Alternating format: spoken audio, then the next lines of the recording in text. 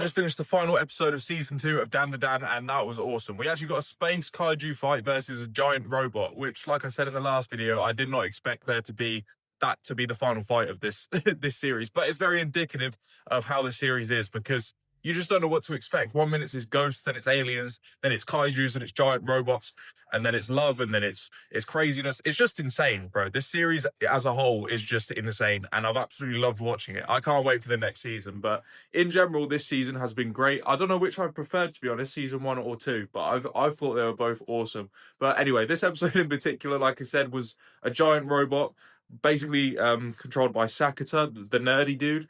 And there's actually quite a sad scene where basically he's getting bullied because of what he loves, and then eventually he learns to accept the fact that he is a nerd and he loves robots, and that's okay. You can love what you want to love no matter how old you are.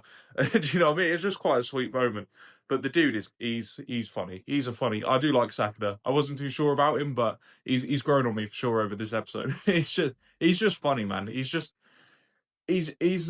reminds me a bit of myself, to be honest, a little bit, because I'm always talking about like anime video games, and I'm ancient at this point, but the actual fight itself was awesome. Like, I love seeing like giants fight. It's just a really cool visual, and just the robot fighting the giant kaiju, throwing him around, and the giant punches and everything feels really heavy. I just thought it was a really good fight. And I love at the end of the fight, it basically became an amalgamation of Momo and Ira's powers, using Momo's psychic powers and also Ira's slinky powers all together with this giant robot.